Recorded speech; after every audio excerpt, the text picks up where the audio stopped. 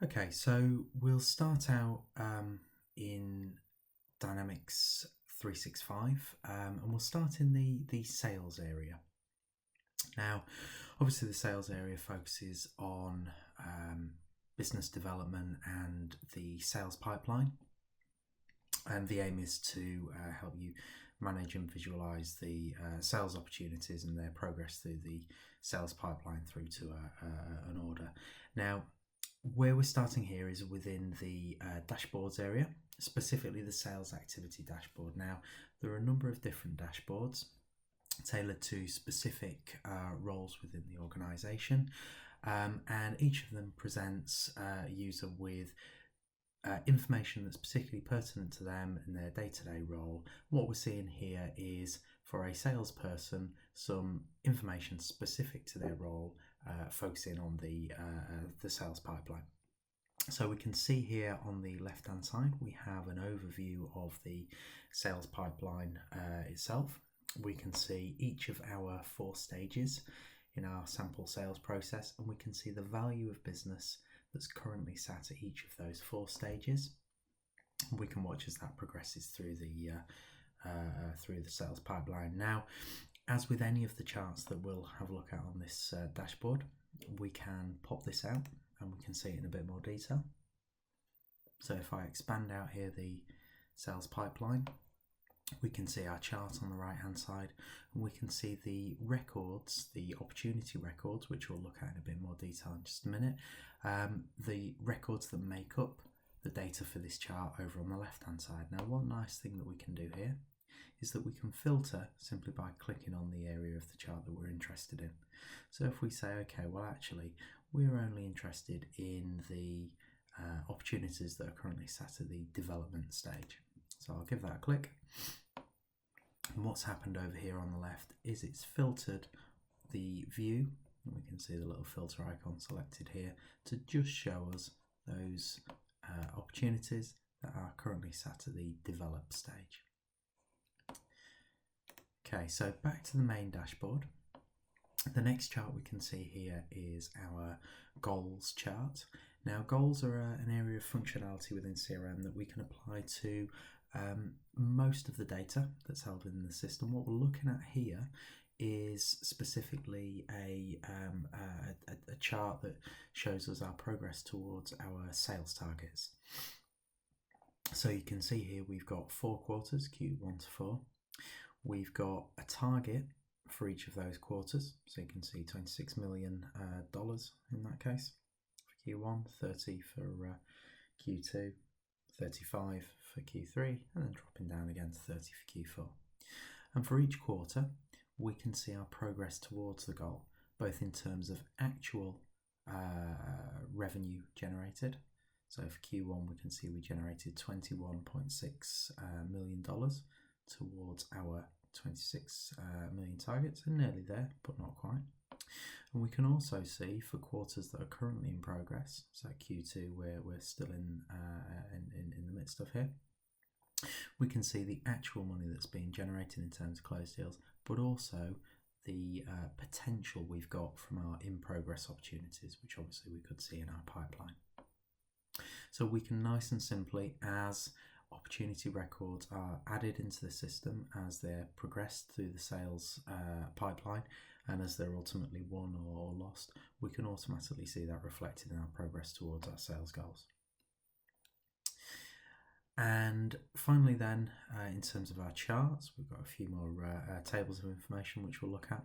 But in terms of our charts, we can see a list of here our sales leaderboards in terms of the value of won opportunities. So for our various users within the system, David, Spencer, Sven, Molly, Dan, and so on, we can see the value of business that they've generated in terms of won opportunities and the revenue that that's produced.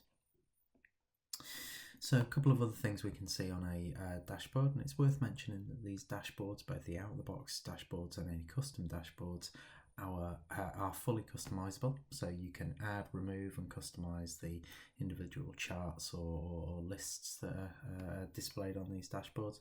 And it's certainly one of the things that, as a matter of course, we would look to take a number of super users through the process of configuring and modifying these dashboards as part of the standard implementation and training process that we go through with the customer.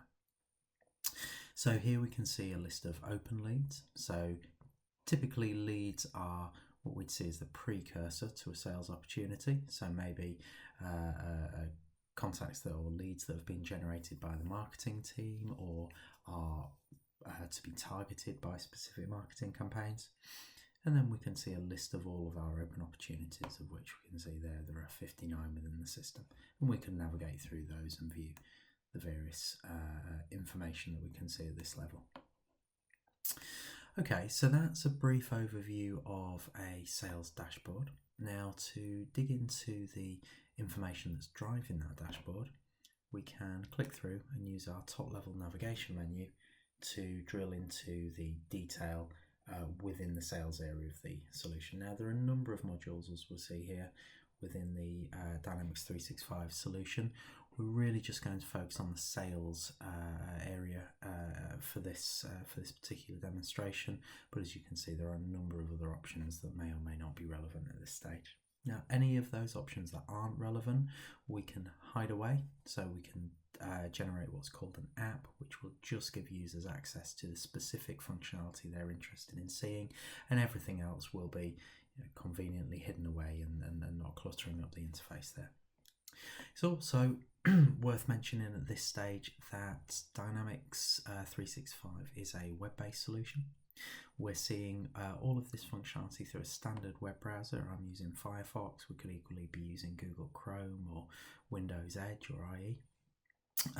That means that as long as you have an internet connection and you can access the web through a web browser, you can get access using your username and password or whatever login method is enabled. You can get access to your Dynamics 365 system and the data therein. Okay, so to look at some of the information that is driving those analytics we just saw on the dashboard, we can click through into the opportunities list here. Now, when we select the opportunities, what we're seeing here by default is a list of all of my currently open or in progress opportunities. Now, with my salesperson's hat on, these are all of the opportunities that I'm currently responsible for managing. And we can see at a high level here, within this list, some key information. So what is it our potential customer is interested in? Who is that potential customer, both in terms of the company we're dealing with and the individual at that company? And then some key information about our opportunity. When are we expecting the opportunity to close? When are we, or what value are we expecting to generate in terms of revenue? How likely do we think we are to win this opportunity? And a more subjective rating that can be managed by the salesperson. We also then have some additional contact information and forecasting detail.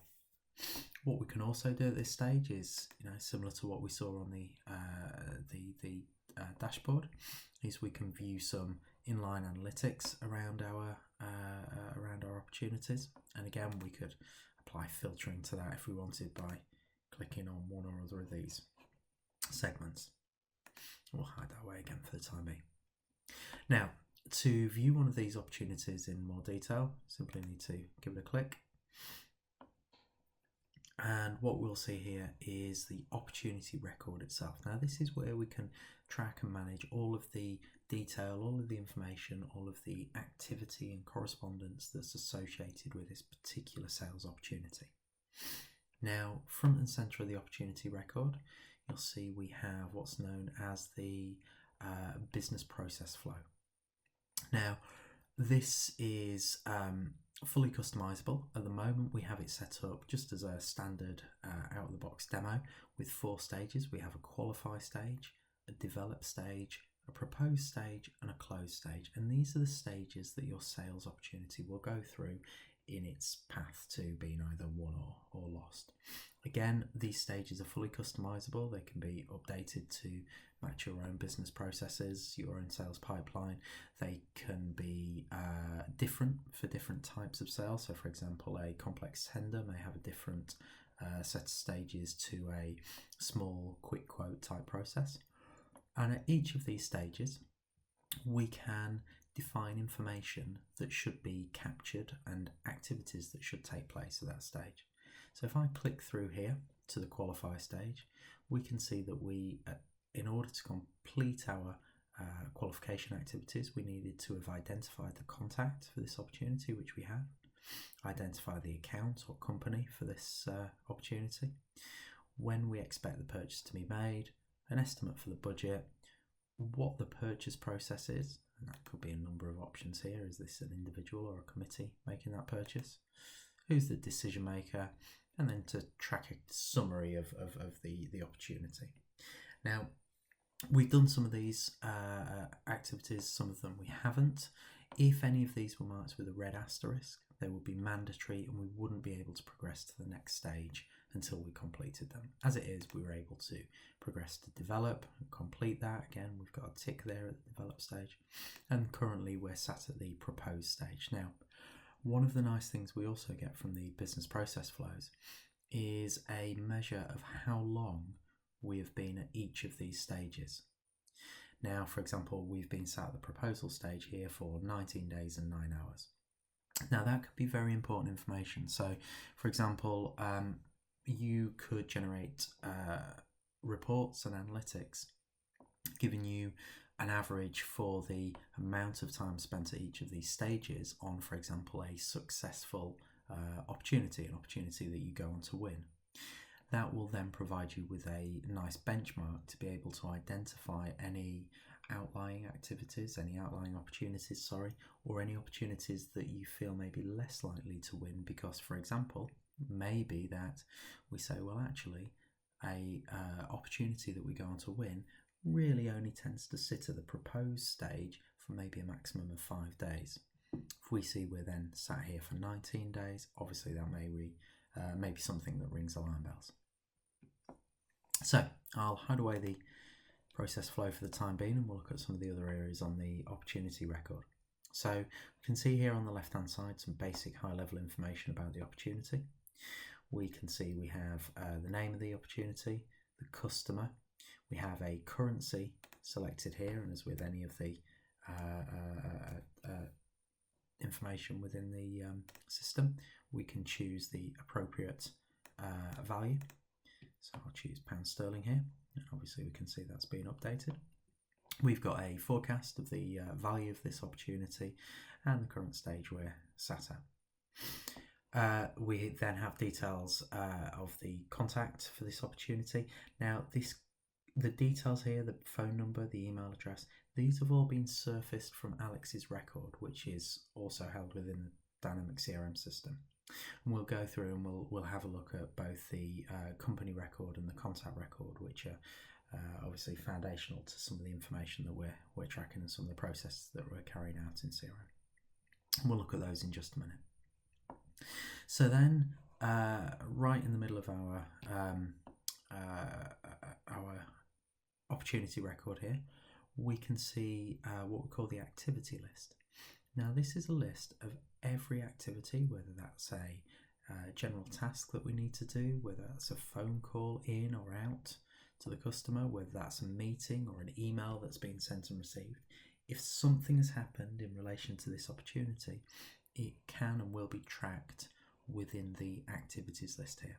And this is very useful in as much as it forms a complete history and audit trail of everything that's taken place relating to this sales opportunity, which salesperson, sales manager, or maybe a colleague who's temporarily looking after this sale can review and get a full picture of what's happened on this particular opportunity to date, and also what's scheduled to happen going forward.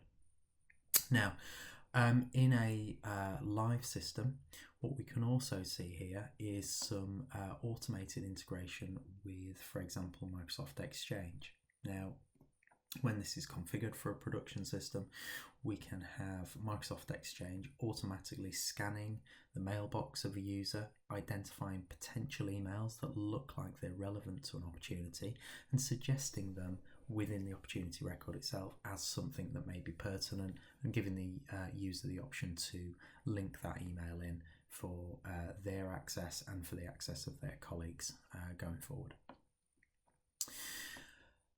And nice and simple to add further activities in here. We can click, for example, to add a new task here. We can say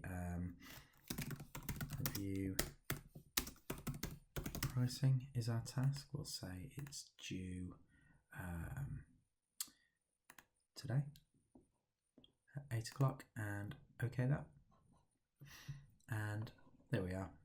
We have a new activity scheduled and ready for us to carry out. So, some other key information on the opportunity record. We have stakeholders for this particular opportunity. Obviously, we have our main contact here listed as a stakeholder. There could be other people who are involved in this opportunity who we need to consult or maybe keep informed of what's taking place. Now, an example of this could be a third-party consultant who's advising the customer on appropriate research or consulting activities, and it may be that we need to keep them involved in the discussions around this opportunity. Equally, we can manage details of our internal sales team, so anyone who's involved in this sale from our side of things can certainly be tracked against this opportunity. And then finally, our competitors. So anyone who we are aware of, and that might not always be the case, may be patchy, the information we have about about our competitors, but where we do have that information, we can track that against an opportunity. And what that allows us to do, if I click through into one of our competitors here, is to see our history of opportunities of sales where we've competed against this person and our relative success or failure rate against them. Now, at the moment, we can see all of the opportunities, all 8 of them are currently still open, so we don't know how successful we are against this competitor, but obviously as we start to win and lose those, we'll start to get a measure. We can also track things like our strengths and weaknesses of our competitors and any other key information that may be relevant.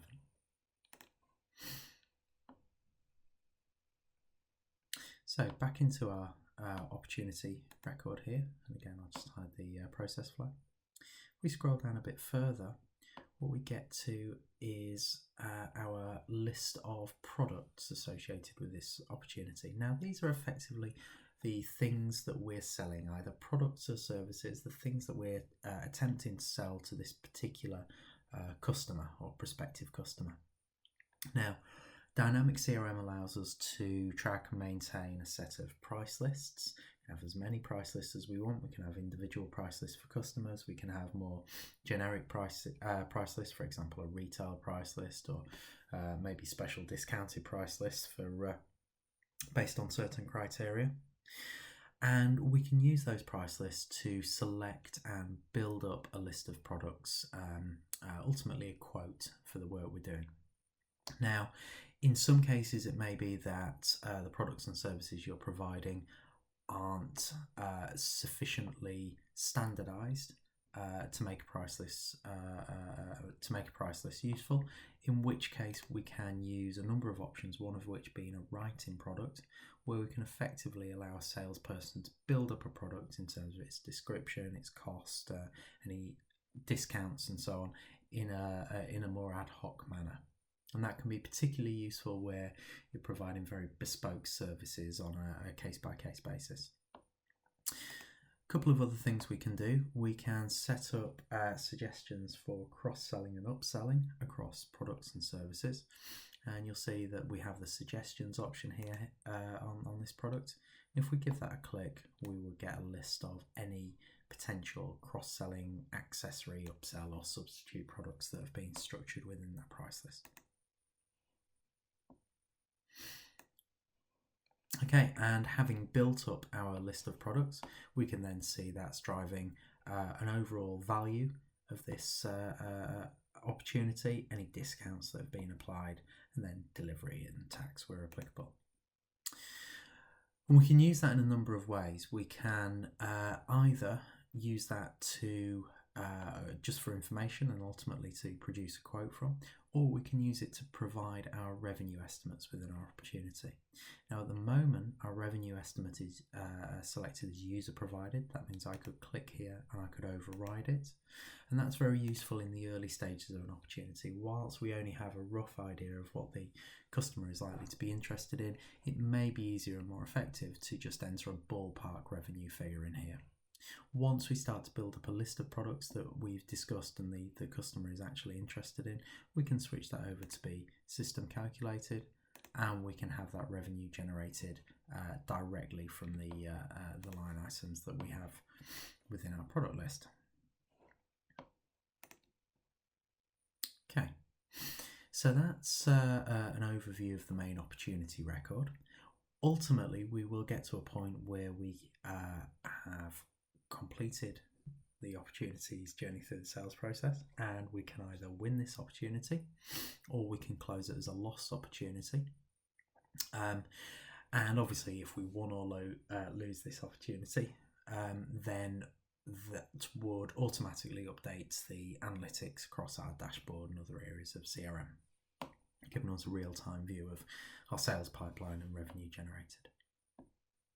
So a couple of other areas that are relevant for us to look at, particularly the accounts and contacts. Now, if we open up our account list here, we'll see my active accounts view is empty at the moment. I'm not the owner of any accounts in this system. So what I can do is I can switch it to the active accounts or all active accounts list. And here we'll now see every company that's available and that I have security access to be able to view within the system.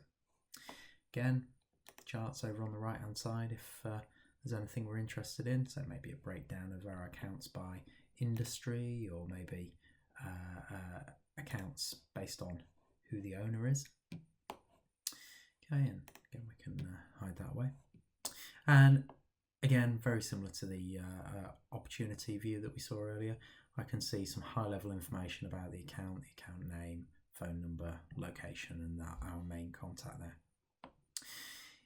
And if I was to click through into any of these company records, these account records, it's worth mentioning at this stage that pretty much all of the entities or record types that we see in Dynamics, we have the ability to fully customize, including renaming them. And a typical thing that we would do is update the account record to company or organization, or something that's a bit more relevant to the terminology that you use within your organization.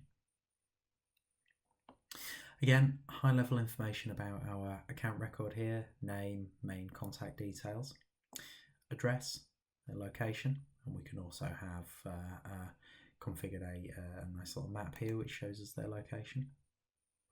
And again, front and center on our account record this time is a list of all of the activities, all of the correspondence, tasks, emails, phone calls, appointments, and so on that have taken place regarding this organisation, this account. Now, what that means is that could have been with an individual contact, so Eva, Suzanne, Tom, Vincent are all contacts at A Datum Corporation in this case. So correspondence with any of these activities associated with any of these people will roll up to be visible through the account record. What that means is we can either view just the correspondence, the interactions we're having with, say, Suzanne, or we can view that at the company level and see that rolled up across any of the individuals we've been speaking to. So quite a convenient way of viewing either a very high level big picture of the organisation or just the detail of who we've been speaking to specifically. We can also see at this level all of our sales opportunities that are currently open with this organisation, any recent customer service cases that have taken place, and any other information that's relevant to our organisation itself. Now, if I close down my organisation record, go back to my overall organisation list, one of the other things you may notice is this little icon here next to a couple of the organisations. If I click on this, rather than going through into our main company view, our main organisation view. What I see instead is an organisation structure view. And if I navigate through that a little bit, it's not a particularly complex structure, this one, but what we have is 3 organisations linked in a hierarchical structure. So we have AdventureWorks at the top of the hierarchy. We then have City Power and Light, which is a subsidiary of AdventureWorks, and we then have Coho Winery, which for whatever reason is a subsidiary of City Power and Light. So on the one hand, it makes it very simple to understand the relationships between the organisations we're dealing with, and if necessary to click and navigate through that those set of relationships. Apologies if I close that down and go back to the main organisation view. What it also does though, which is arguably even more useful, is allow us to view information at each of these levels. Now where that's really valuable, or it can be really valuable, is in terms of, for example, our sales opportunities. Now what we're seeing here is that we've got one open sales opportunity with Coho Winery, and that is worth $21,000 and a bit in revenue. Then at the City Power and Light level, the next level up, we've got 4 open deals and $3.5 million of potential revenue. Now what this consists of is the one open deal within our subsidiary, Coho Winery, and 3 additional deals that are associated with City Power and Light. What that allows us to do is, rather than just seeing the value or potential value of each of these parts of the overall group in isolation, it allows us to see them as the sum of their parts. So for example, with AdventureWorks, we can see that actually our relationship with AdventureWorks and all of the other organisations in this group is worth $15 million, rather than just the value of AdventureWorks itself. So again, quite useful in terms of managing your sales relationships. Okay, so our final area that I'd like to look at today is our contact records. Now, a number of ways of getting, well, to any record in CRM. One of the options would be to click on our navigation drop down and view our list of contacts. What we'll do in this case though is we'll just click on Adrian's name here, and that will open up his contact record directly. And we can do that across any of the relationships in CRM. We can easily navigate from one record to another. And again, on Adrian's contact record, some key high-level information here. We've got Adrian's name, his job title, so what is it he's doing at AdventureWorks, the company he works for. Again, further contact details in terms of phone numbers and an address. And once again, we have the activity view in the center of the screen here, showing all of the correspondence that we've had with Adrian or anything that's scheduled to take place in the future. Okay, so that pretty much concludes the areas within the business development CRM modules, or the sales CRM modules that I'd plan to take you through. Hopefully that was useful, and obviously any questions, please feel free to get in touch with us at Tisski, and we will help you however we can. Thanks a lot.